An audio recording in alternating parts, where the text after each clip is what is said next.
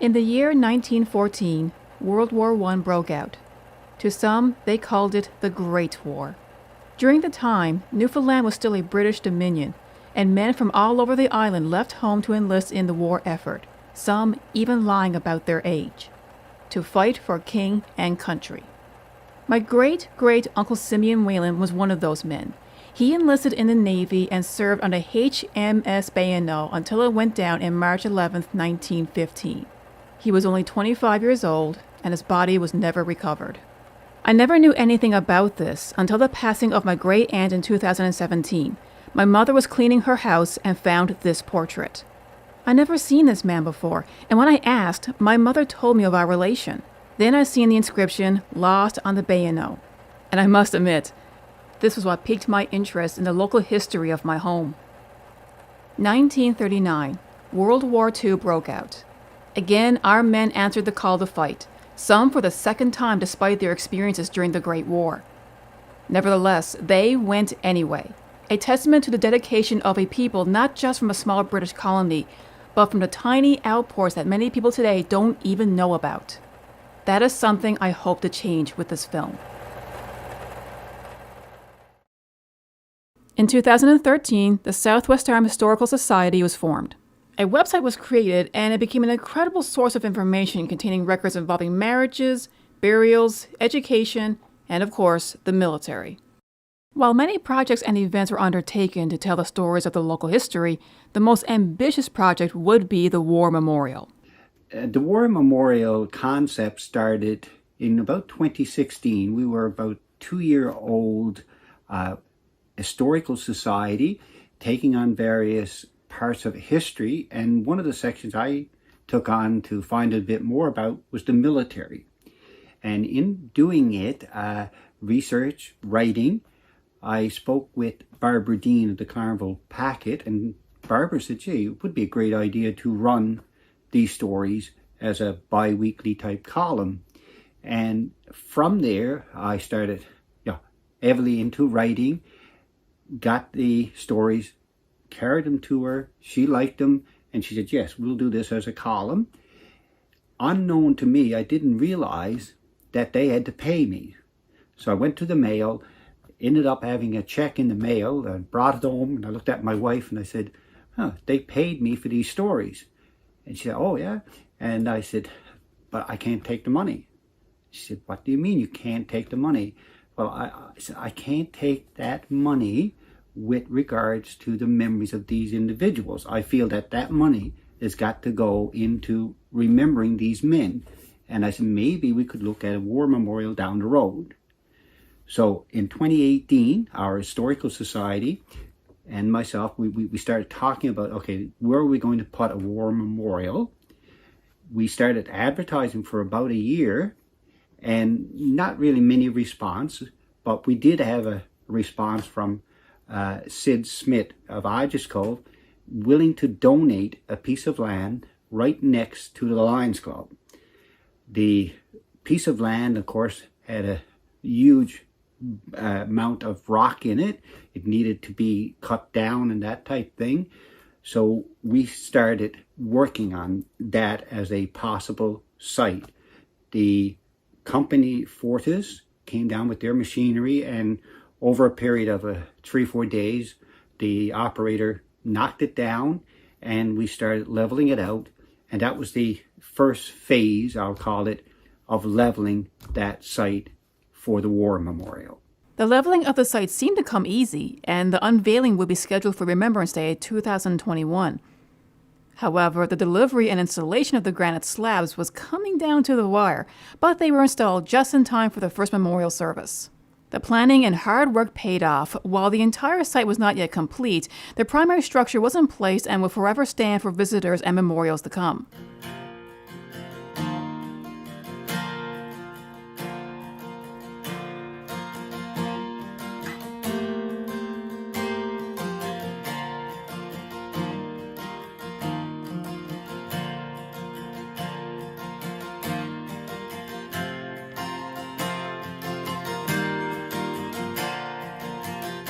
It's hard to believe that this whole land used to be a rock and a few trees. In fact, the old orange lots used to stand right here. This war memorial was years in the making, and it's amazing to see how far it's come in the past few years alone.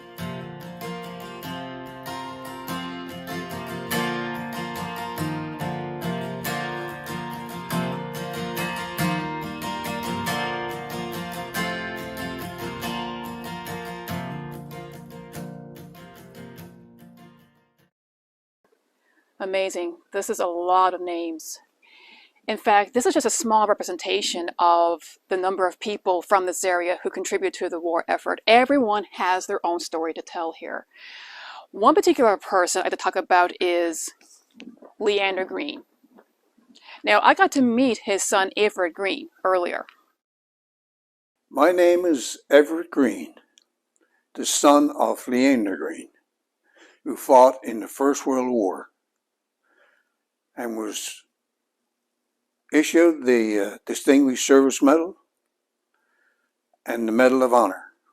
He lived in St. John's Without, and he was a fisherman down there. So he decided to go into St. John's and get a berth on the sealing vessel. So him and another man walked up from St. John's to the country and got the train in the combat chance and came out to St. John's to wait for the boat to come to pick them up to go seal hunting. So the boat never arrived for him to go seal hunting. So the military had a training boat there. So they decided to go and join the military. And they were there for 28 days training. And after the 28 days, they came back to St. John's, went fishing again until they were called up by the military to report back to St. John's to go overseas to fight in the war, First World War. Another person I want to talk about is Archer Peddle. Now, Archer, he actually joined the Naval Reserve in 1913, 1 year before the war broke out. In fact, he wrote a book about his entire experience, and I talked to his son, Jim Peddle. Okay, my name is Jim Peddle. My father's name was Archer Peddle. He was born in 1894. He joined the Navy in the Reserve in 1913, year before the war broke out. His older brother joined the year before that in the Reserve, and they had an even older brother than that who joined the Navy around 1905, 1906. My father did his training with HMS Calypso in St. John's, and then the following year he went to Labrador with his father and his brother and several others in his father's schooner. And while they were there in Tub Harbor, in Labrador, I think it was around Sandy Islands, there was a magistrate came on board and told him that he wanted to know if there were any reservemen on board. He said we were at war with Germany, and there was a steamer coming down the coast picking up all the reservemen. So when the steamer showed up, they picked up my father and his brother and some relatives, and of course there were many more on board, and they took them to St. John's. And from there they were sent home until they were ready to be sent overseas. So it was only a week or so, and I think they came back to St. John's again, and then they went overseas. I remember when the railroad still existed in Newfoundland. I can only imagine what it must have looked like to have so many volunteers lined up for the all aboard. Some were headed for the Army, but for most, given their upbringing and experience being on the ocean, The Navy was a natural fit. This alone was an asset when serving on multiple ships and quick thinking in the face of peril. They were out to sea. Now, he was with the British Army, the Royal British Army. They were out to sea. And they were attacked by the Germans. He was out on the deck, and he got his arm broken with a piece of flying shrapnel. So they fired at the torpedo and got it, destroyed it. And then they got a dispatch about the Norwegian passenger ship was sinking as a result of a torpedo, a German torpedo, fired at it. So they got the location of that boat, and they went back. The boats, the ships that my father was in at the time, had no rescue boats on them. So when they arrived on the scene, the ship was demasked, the Norwegian ship was sinking, and there was people out in the water. It was at night. So the captain of my father's ship asked for people to volunteer to jump over and swim across to the sinking passenger ship. 2 people stepped forward.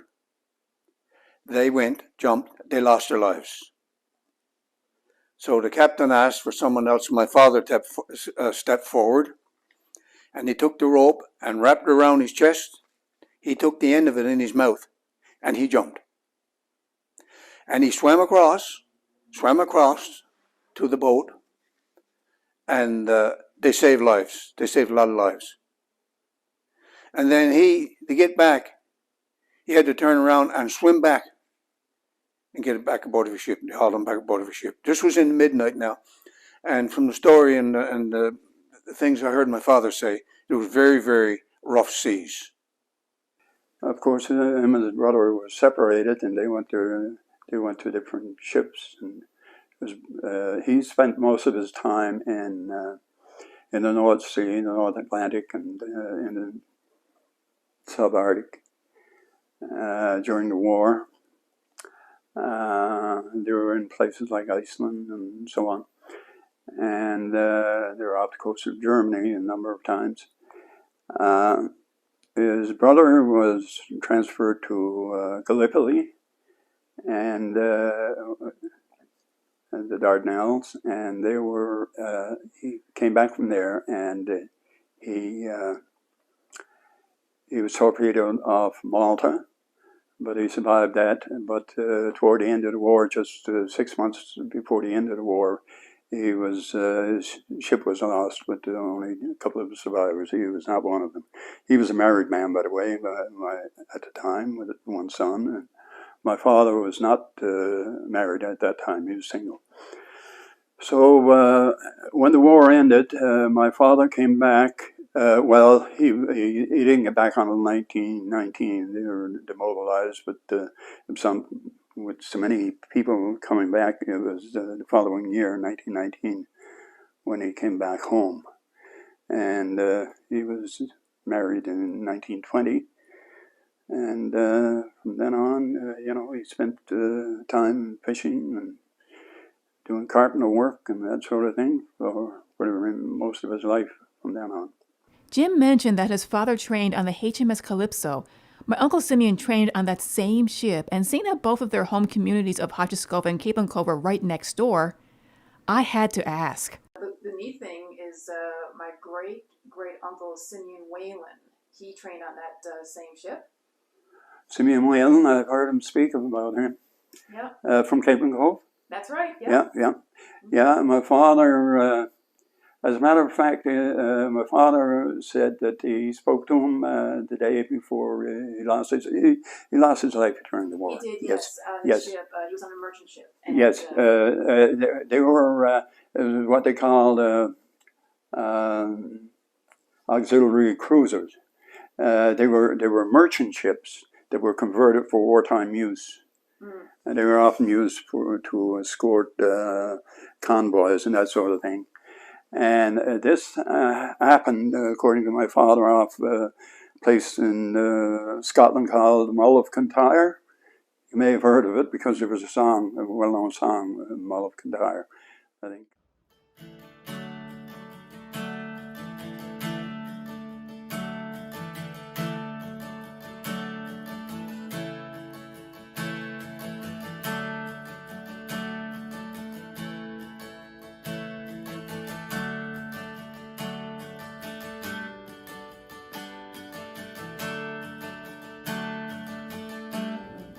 What inspired you to write these songs? Like, where did this all come from? Well, I first wrote Sailed Many a Mile when I was 12 years old, 11, 12 years old. Well, I performed when I was 12, but that kind of, I mean, the Historical Society, Leicester, reached out to me and was like, hey, if you're interested, we'd love to get you to write a song about the boys from the South of Sarm. And I was like, I would love to, but, you know, I don't really know much about them. So through this, I kind of learned not just about our community, but the history within it. And I thought that was just so cool. So the inspiration kind of came through there by learning and wanting to know more about it. And you know what? This project is doing the same thing to me.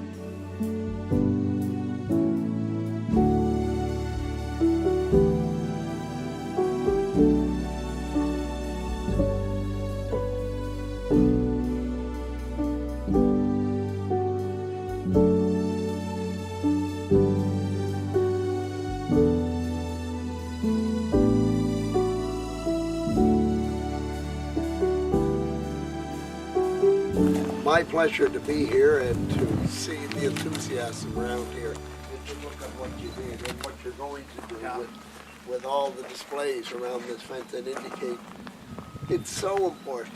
I mean, it's what I do. If we don't remember, we're apt to repeat. And we know what's going on in the world today. So the work is so much more important. Thank you so much. It's a great honor to do what I do. You got a beautiful place. Fabulous monument.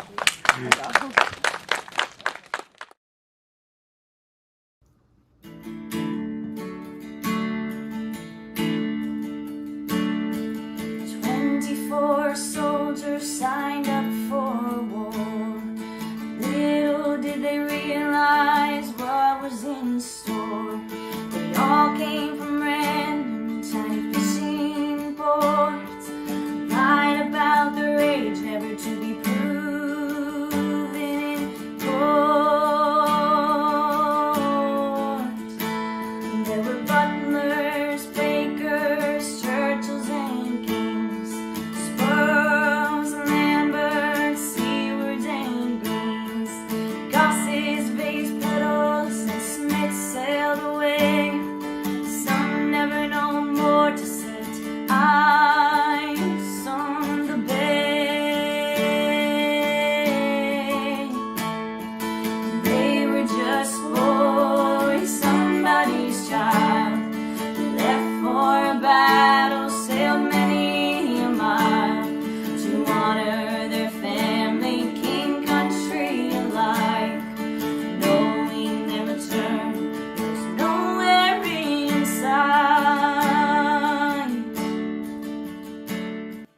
about the internet is there's almost nothing you can't find. Jim Peddle mentioned that his father said that the Bayano, the ship that my uncle served on, went down just off of Scotland, and according to my research, he's right. I found that the ship was en route to Liverpool for coaling, but on March 11th, 1915, the Bayano was torpedoed by a German U-boat. But because the attack happened around 5 a.m., most of the crew were asleep, and the damage was so severe that the Bayano sank in about 5 minutes. Out of a crew of about 220, only 26 men survived. The nearby Isle of Man was deeply affected by the sinking because many of the bodies washed ashore. They held funeral processions for them, but my uncle wasn't amongst them. Because he wasn't recovered, the closest thing to a grave marker he has in Europe is on the Beaumont-Hamel, Newfoundland Memorial in France. There's a replica of this memorial in St. John's listing everyone who was lost with no known grave.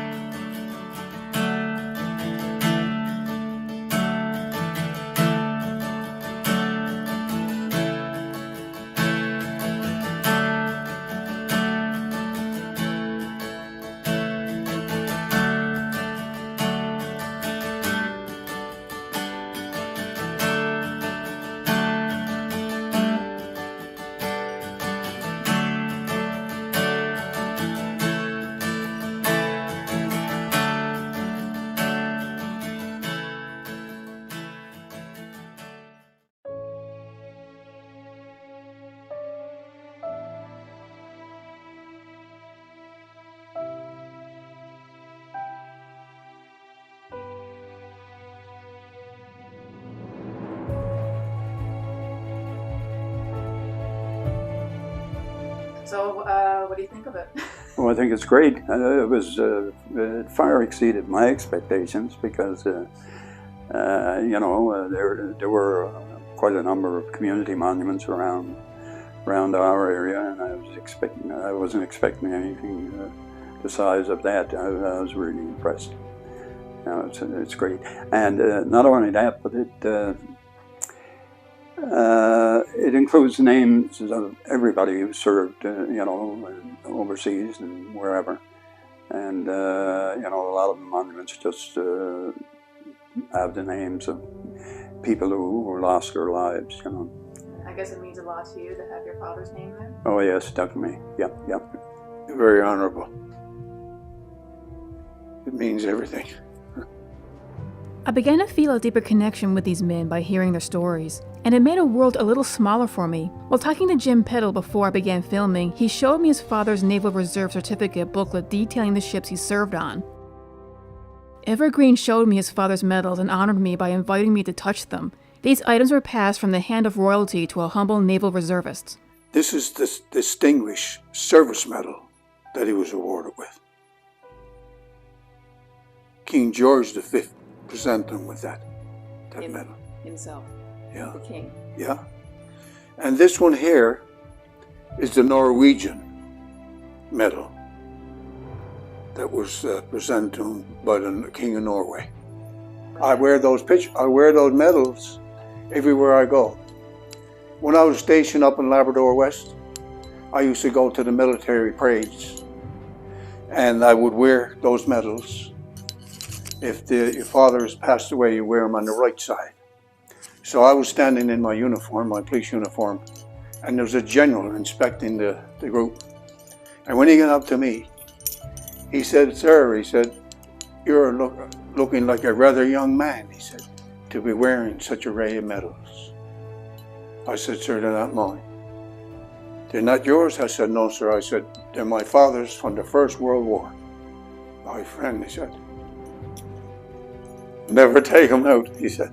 "Wear them every chance you get." I can tell they mean a lot to you.